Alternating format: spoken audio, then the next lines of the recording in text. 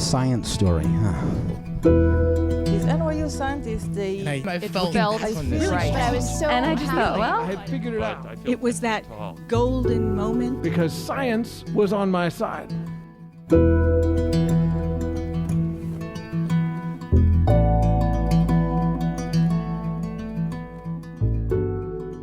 Hello, everyone. Welcome to the Story Collider, where we bring you true personal stories about science. We are your hosts, Erin Barker and Liz Neely.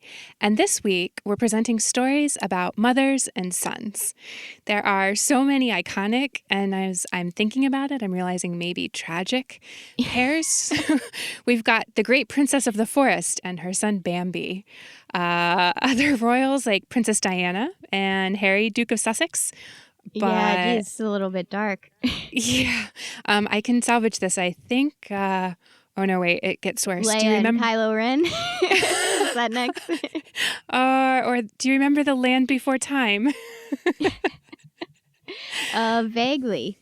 Yeah, there were all these little cartoon dinosaurs, and there was one with a long neck, and his name was Littlefoot, and his mother sadly meets her end, but she has this beautiful thing where she says, "I'll always be with you, even if you can't see me." Now, normally I would not argue with my favorite animated Apatosaurus, but Of course. I have to inform you, Littlefoot's mother only has this partially right. So, Yep, mother cells might always be with their children, but it's a two-way exchange. So sometimes fetal cells leave the womb, go across the placenta, and into the mother's bloodstream. They end up all over mother's bodies, like lungs, spleen, kidneys, heart, even in the brain. Oh, okay. Right. I hear you sounding skeptical. So normally, mother's immune systems track those cells down and rid the body of them, but not always. And in 2012, a study came out showing that 63% of the brains of mothers had, and these are all mothers of sons, had Y chromosomes, so male DNA, in their brains. Well, what does that mean? Does that mean they're having thoughts like their sons? Okay, it doesn't mean that, but we don't actually know what it does mean, right? So there's no way to control for this, no way to fix it. And there might even be benefits. Like there's some evidence that it might have a protective effect against Alzheimer's, but then there's also correlations with autoimmune diseases like rheumatoid arthritis. So while I can't tell you everything about it, I can definitely say this is fascinating. You should go check it out if you want. And the term for this is the best part. I love it. It's called fetal microchimerism. That sounds terrifying. I hope everyone enjoys their terrifying Wikipedia rabbit hole. Don't you want to be a chimera? So for a totally different take on the life-altering bonds between mothers and sons, how about some stories? Yeah. Our first story is from Ariel Detzer and Avi Caspe. It was recorded in May 2019 at the Centre Phi in Montreal at a show sponsored by Spectrum.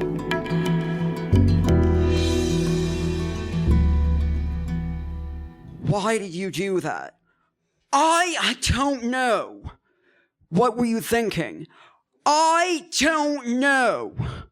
Why do you even do that? I don't know. Just stop asking me these questions. I don't know. When I was in the first grade, some of the older students in the second grade had cornered me by the bathroom, and, well, they claimed that they would be my friends if I pulled down my pants for them. And honestly, I think I would have done this if my teacher hadn't caught me. Because, you see, they tried to claim that it was my idea to do this. It was only later that my teacher found out what was really going on. But at the time, all I could really say was, I don't know. And at the time, it was true. I really didn't know why I thought this was a good idea. Moms watch their kids. From the first moment we hold them in our arms, we watch for first glances, first smiles, first babbles. But Avi didn't watch back. 5 seconds. I read that somewhere. That's normal infant eye contact. But always by the time I got to 4, Avi's eyes would slide away. Those years when Avi was a baby felt like a time of holding my breath, counting over and over, not quite to 5. Being Avi's mom felt really important. I quit my teaching job to take Avi to therapy 4 days a week. It felt really important, but it also felt like not enough. I was lonely and isolated. One gorgeous summer evening when Avi was about 2, I went with Avi's dad to a gala at our temple. It was on this pier. I could see the lights of Seattle reflected in the Puget Sound. All these couples were dancing. Jewish couples, interfaith couples, gay couples. I love my progressive temple. And I was watching my friend Joan dance with her wife, just like the easiest thing in the world, just so tender. And I was just hit with this wave of longing that just pierced right through me and turned my legs to water. When I was in elementary school, the one thing that I remember is wanting to be alone all the time. Like, I just want to be alone and work on my Rubik's Cube in some corner. Or, like, I'd want to escape the school cafeteria, or because all the voices of the people talking was just too loud and noisy. Back then, people thought it was really weird for wanting to be alone all the time. I remember watching Avi be alone a lot and feeling like I wanted to help but not knowing how. And the school sure wasn't much help. There was this time right before the end of 2nd grade, I got this message from the front desk person at Avi's school, and I could hear her voice on the answering machine getting louder and higher, and I could kind of hear Avi in the background, kind of worked up, and she's going, "Young man, sit down. I'm going to call your mother. See, I'm calling her right now. Young man, sit down. Young man, you're making bad choices." I hate that phrase, bad choices. You know, like there's a lot of choice going on in the prefrontal cortex when the amygdala is all flooded. "Young man, sit down right now or you're not coming to school tomorrow. Young man, sit down or you're suspended. Young man, sit down right now or you're suspended until the end of school." And the line goes dead. "Oh, hell no. You are not suspending my son for a manifestation of a disability. First of all, that is illegal.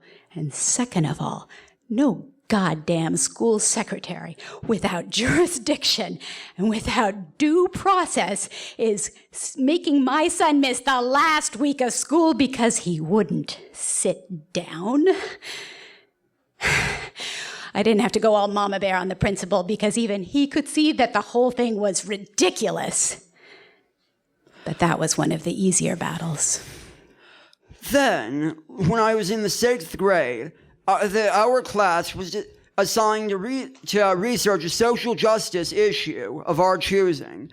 The goal was to pick something where you could then go on and enact real-world change. But I felt I just couldn't do that if I didn't pick something personally meaningful. When I suggested autism, Avi was really resistant because he felt like it was really negative, really stigmatized. Yeah, back then, the label autism made me seem like a disabled person, or like it was almost like it described someone who just wasn't me. But eventually I decided to research the struggles of gen ed teachers when trying to teach autistic children in mainstream education. And as I was doing this research, I found out that all the differences I had originally thought were me differences turned out to be autistic differences, like the noisy cafeteria thing, or not wanting to do my homework because I already knew the concepts and I didn't feel like I had to prove it to any of my teachers. Or when something unexpected would happen and I'd throw a huge fit, even if it turned out to be something that I really enjoyed. Meanwhile, I'd always felt different too. But I knew it wasn't just a me thing. I knew there were plenty of people like me right over there on the other side of the dance floor. But that other side of the floor seemed really far away. All the things I was doing to live more of the life I wanted, they were great. Fighting for Avi's rights in the school system, trips and friends, and the big one, going back to graduate school for my doctorate. They weren't enough. I still felt like I was watching my life from the outside. It was time to take that last big step and leave my marriage and step out on the dance floor myself. When my mom came out, it showed me that you don't have to let others define who you are. And then another thing happened. She got really interested in my project about teachers and about teaching autistics in education. And it got me thinking, maybe I don't have to let others define who I am either. It's true. I started getting really interested in Avi's project and teachers saying they wanted more training. And a lot of the training they do get is focused on managing behavior and not on how autistic kids think differently. Over the next few years, Avi worked with me to develop a series of presentations on autistic processing differences. These presentations became the basis of my dissertation, a teacher training on autistic processing differences. You've got to admit, it's pretty darn cool when you can say that your mother turned your 6th grade project into her dissertation. But what was even more important is the way it changed how I thought about myself. I no longer thought of myself as a disabled person, but as an academic researcher and scholar. When I was 14, my mom and I went to the Association for Autistic Community Conference, and I was able to give my very first academic presentation about my experiences with bullying and teacher interventions in the public school system. At that conference, I made a conscious decision to change the way I was relating to Avi. Things like stop asking him to talk quieter, stop commenting on his stimming. And it really opened my eyes to how often I'd been doing it. When my mom decided to back off, it truly gave me the freedom to be myself. I was no longer trying to mold my behavior in a way that was acceptable to neurotypicals. Meanwhile, I was way out of my comfort zone. I spent the week in autistic space. In fact, on the last day of the conference, I was one of only 3 neurotypical people there, so they asked me to be on the Ask a Neurotypical panel. And we were having this discussion about disclosing your status at job interviews. And I had this crazy moment of confronting my queer privilege. You know, it's no longer a radical thing to be out in Seattle. I don't have to worry about my housing or what my family's going to say, or even my career. I have clients who seek me out as a queer therapist because I am queer. For me, though, it is still a really big deal to say that I am autistic. For a long time, I used to be afraid to share this because I felt it would make me seem like less of a person. Now, however, well, people at my school know they can't say things like, "That's so gay," and as an insult anymore. Instead, I hear people saying, "Ugh, he's so autistic," as a really derogatory thing. And I stand up and say, "Hey, I have autism and you're talking about me."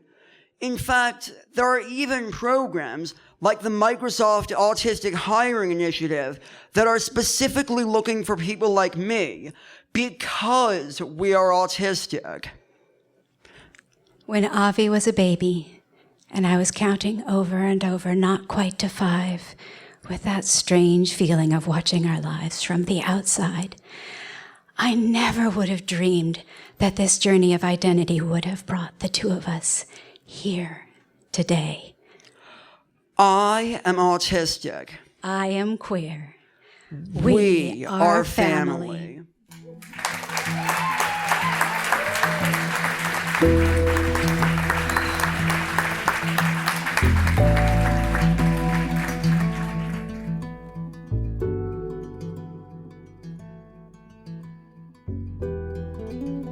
was Ariel Detzer and Avi Caspe.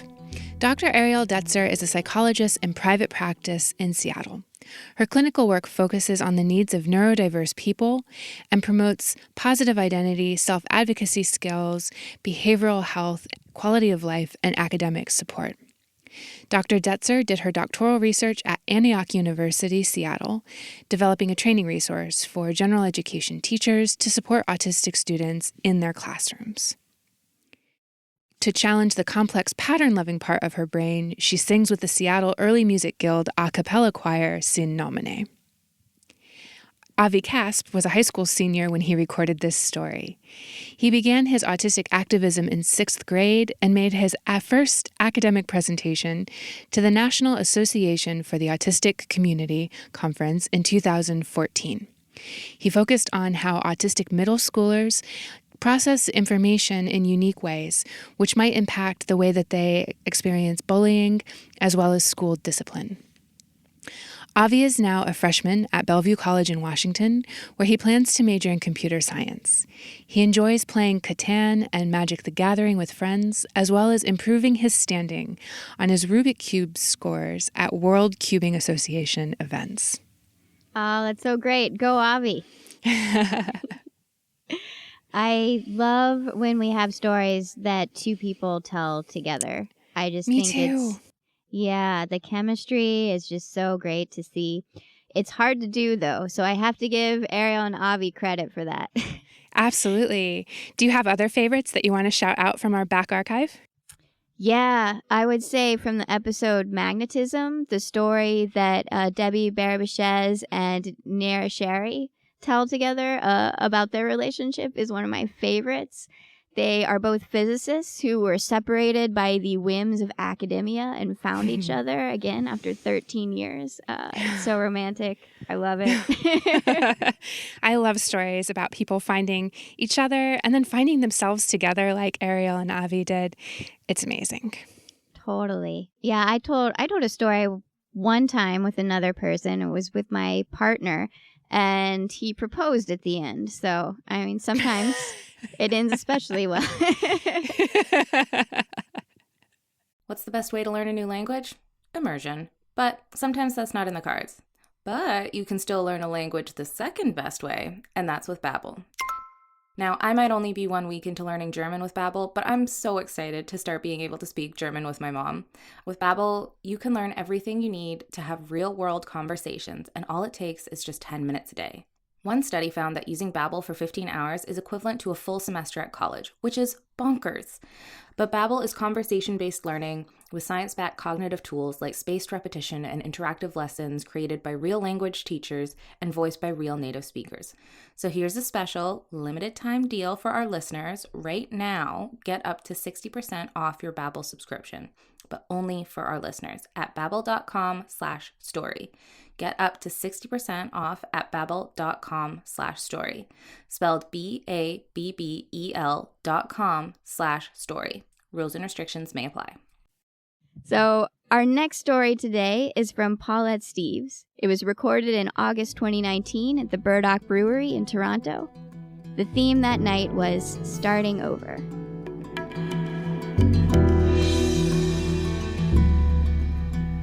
So my son, Jesse Blue Steeves, was born December 1st, 1977 in Lillooet, British Columbia. Lillooet's rather isolated. It's 4 hours on dirt roads north of Vancouver. He was an amazing child. He was just beautiful. Thick black hair, dark eyes, really big, and really smart. So when I say smart, some of the first hints were things like, before he could walk, he would crawl down the hall, pile up the blankets, unlock the door, go outside, climb down the stairs, and be halfway over the fence to see the dogs next door in a split second. There were many incidences where he showed his intelligence. But he was also sick sometimes. He seemed to be really sensitive to foods, and he got a lot of issues with his skin and not breathing well. So after a year, we were sent out to Children's Hospital. So it's a 4-hour drive. It's a big deal to go there. And we'd seen so many doctors. It was like the 99th time. So we went to see a doctor, and they did a lot of tests, and That's when we found out that even on a bad day, when he was so young, his IQ was probably 180. He just mystified the doctors. But they did a lot of testing for allergies, all the way from his ankles, all the way up his legs, his back, and his arms, and he was allergic to everything. So the doctor came in to talk to me, and he said, he had a look on his face, just absolutely blank, like there was nothing there. And he said, he's allergic to a lot of things. He's allergic to milk, to peas, to peanuts, to potatoes, to almost every food, to food coloring, to sulfides, they're in all meat, by the way. He's allergic to a lot of materials, cotton. He's allergic to cats, dogs, horses, birds. He's allergic to everything. He talked about the bubble boy syndrome, and he talked about asthma. And then he looked at me and he said, he won't live to be 2.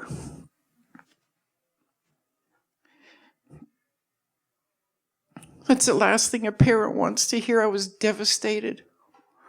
So I went home and I began to learn. I learned a lot about allergies, a lot about organic foods, a lot about pesticides, a lot about things in the food chain that we shouldn't be eating. I learned about bubble boy syndrome.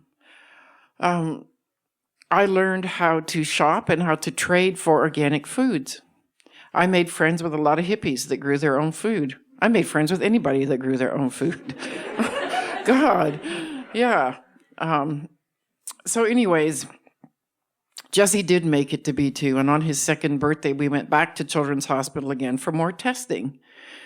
He was still allergic. He was allergic to even more things. He was still having asthma a lot. He was in the hospital a lot. And this time the doctor said he won't make his 6th birthday. I'm looking back now and I'm thinking, their diagnosis was not about my son's illness. It was about me. I was a half-breed parent with a grade A education that lived in an isolated community. It wasn't about the disease. Asthma and allergies have been treatable for years, for decades. Believe me, I watched every movie on parents that found the cure for whatever their child had. I read every book. Anyways, he did make it to 4. And by this time, I was a newly divorced single parent with 3 children, and we moved to Ottawa. And I was thinking that the difference being away from a town with a sawmill, that he would do better with his asthma and allergies, and he didn't. He didn't do any better. He was still in the hospital every month or 2 for a couple of weeks. So when he was 12, the doctors in Ottawa, in front of my son, with me in the room, said he won't live. After he was about 8, they said he won't live to be 12. And he just started crying. He's like, what are they talking about? I said, don't pay attention. They don't know what they're talking about. So I learned a lot. I learned to trade my beadwork for organic meat, for deer, for wild meat. There was a lot of things Jesse couldn't do. He couldn't go to school. He couldn't go to summer camp. He couldn't go to church. He couldn't go to the library. He couldn't eat in a fast food restaurant. There were a lot of things he couldn't do. I was with my children 24/7 because he just really couldn't be left anywhere. It was too dangerous. We always had EpiPens with us. We did get out. I took them to every museum in Ottawa. I homeschooled them. I had to test all the books myself and smell the scents myself to make sure it was something that maybe he could be around, because he could open a book and have a severe attack. So we kind of got on with living, but I started to think and wonder, they told my child right in front of me he was going to die. They've been telling me for 10 years he's going to die. How do you raise a dying child? There must be people that have done this. Someone must have written a book. I went to the bookstore. Nobody had written a book. They thought I was crazy. What are you talking about? But how do you teach a dying child to live? You know, it's a really serious question, and people hadn't at that time addressed it. So I learned a lot. When he was 12, he had his dream with vacation to Disney World for terminally ill kids. And that was great. And we came back to Canada, and we saw people busking in in Ottawa, and their guitar cases were getting filled up with money. That looked really good to me. Like, look at all that money, right? I was a single parent with 3 kids. Hey, I learned the welfare system, but it wasn't easy. So I bought myself an old guitar, and I taught myself to play. I wrote songs. I taught myself to sing. I bought Jesse a banjo and a Cajun washboard, and he learned to play banjo. And my younger 2 children, my son Dustin could turn a harmonica inside out from the time he was 4. He was just amazing. And my daughter played a tub bass, and we made a band called the Mother and Child Band. And the first day that we busted in the market, someone gave us $60, and I think it's because we sounded so bad. but we got better. We felt rich. Wow, let's go eat out. Holy, $60. So that was a lot of money. So we started busking regularly in Ottawa, in Toronto. We were all over street corners in Toronto. In Quebec City, we started playing buskers festivals, then seniors' homes, and then fairs, and then the Canadian Museum. And then we recorded 2 cassette tapes, and oh my God, we were living. We were making $800 to $1,200 a day busking, $2,000 to $3,000 for a gig. Oh my God, we were recording, we were buying things, we had money. It was like amazing. We had gas in the truck. We had learned to live because of music. And then one day when Jesse was 14, he got really sick and he didn't tell me. He always, I guess, carried a guilt about the weight that his illness put on our family and how it controlled our entire family. So my younger 2 children kept their little backpacks by the door, packed, because they knew when the ambulance came, we'd be going to stay at the hospital with Jesse. So when he was 14, his lungs burst and all of the air was coming up under his skin. And we called the ambulance and they picked him up and they took off really fast and said they were going to Children's Hospital. I loaded up the kids in the truck to follow the ambulance. It was gone. I got to the hospital and it wasn't there. He wasn't there. And they said, oh, he stopped breathing. And they stopped at another hospital and they saved his life. I was like, whoa. Those guys really got a big hug from me when they got there. So that time he was in the hospital for 21 days. And the one thing about Jesse's illness is that he did get better. He did have scar tissue on his lungs. But we met a lot of children that didn't get better. And so I always thought about getting an education and doing something to work with sick kids. And when he was in the hospital this time, we met an amazing, amazing woman, a nurse that changed our life. So I had heard about these amazing places in the States where people could live, where the air was cleaner, where there was more trees and there wasn't as much pollution, and people with Jesse's condition did really well. So I told the nurse about this, but I said, I'm terrified to take him to the States. He gets sick so easy, so many times in the ER, and, almost losing him, and we don't have medical coverage, and we don't have money. And she said, don't fear. If you learn of a place where he can live, she said, go before he dies. So we did. When he got better, we went home and we had a huge yard sale. I was living in North York, in Willowdale. And I swear Creator just pushed everybody over there. People bought everything from a turtle to a tobacco can. Holy. Everything was gone. We sold pretty much everything we owned and took our clothes and Jesse's breathing machines, and off we went on our trip. And we went to North Carolina and South Carolina and Georgia, and every town we pulled into, there was either a paper mill or a sawmill. Like, we'd read about these towns and they were supposed to be great, but really they weren't, because we'd pull in and his face would turn red and we'd know right away, well, we're not living here. So then we headed over to the Ozarks, and if the Ozarks hadn't been good, we were going to head to Arizona. So in the southern Ozarks in northwest Arkansas, there's a town called Fayetteville, and it's a good-sized town, and they had a university. And so we went there, and after a month, he did really good. So we rented an apartment and a little duplex. I got a job at the Tyson Chicken Factory with all the other immigrants from other countries, and I worked there at nights. I homeschooled my kids because of Jesse's illness. So I'd homeschool them in the day, get a few hours sleep, and I'd go work the midnight shift and then come home. And after a year, Jesse had not had one hospitalization. So that was the first time in his life that he actually lived without being in a hospital for a year. We were pretty excited. We had a big celebration. And then he started high school, and my other two children started school. So I thought, well, maybe now I can go to college. So I wrote the GED. I really only had a grade 8 education. And I scored really high on everything except math. And everybody knows that story. But anyways, I got into school and I took a job. I got my GED and I got accepted into the University of Arkansas. And I took a job there as a janitor so that for my first year I could get free tuition, because if you were a janitor there, you got free tuition. So I'd go and I walked a couple miles to get there. I walked at 4 a.m. and I started work usually by 4:30 or 5. And then I'd take classes, usually the ones after 11 till 4, and then I'd go gather up my kids, and then I'd go work in a restaurant or a fast food place, and they'd come and sit in the lobby or the back. So I did that for a year, and then I had a pretty much almost 4-point GPA. I was doing really good, got into the honors program, so I got a full ride scholarship.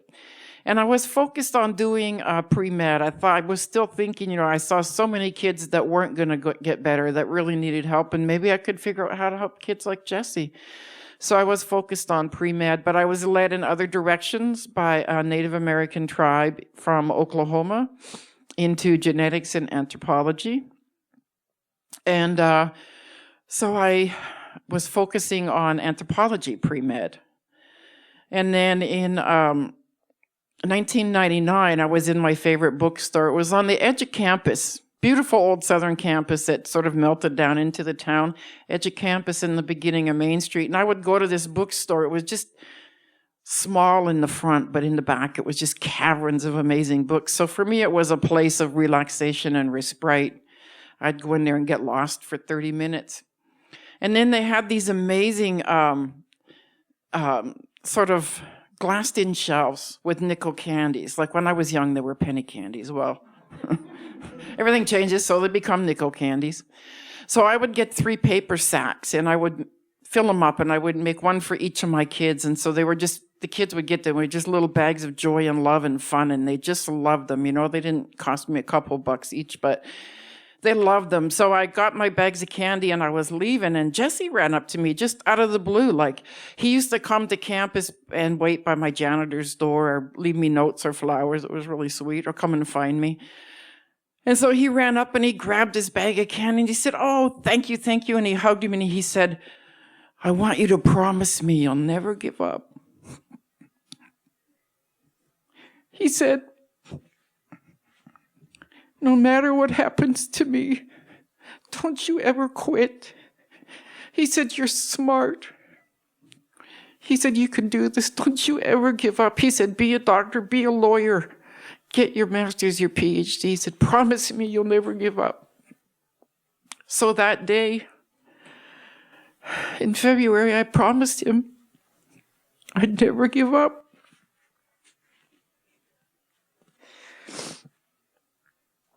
And a week later, he was gone. And that was the last conversation we ever had. I learned a lot from Jesse. I learned to love. I learned to question authority, because the doctors here didn't have it right. I learned to rise above everyone's assessment of me through my whole life. And I grew. I grew from a single parent with 3 children to a Canada Research Chair in Healing and Reconciliation.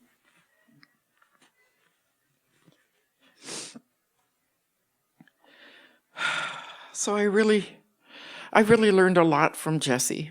And he passed away in February 1999 by his own choice. He passed away peacefully in his sleep. And it took me a while to figure it out. I was so devastated. It was very, very hard to go back to school, but I had made him that promise that I would never give up. And he came to me in a dream, and he showed me how he felt, and I understood that he was tired. He was tired of not being able to breathe. He was tired of being sick. He was tired of having to always scramble for medicines. And I know that he loved me very much. But he had lived 19 years beyond what the doctors ever thought he would. So I love Jesse so much, and I think about him every single day. And I know that I probably wouldn't be a Canada Research Chair today if I hadn't made him that promise on that street corner that I would never give up.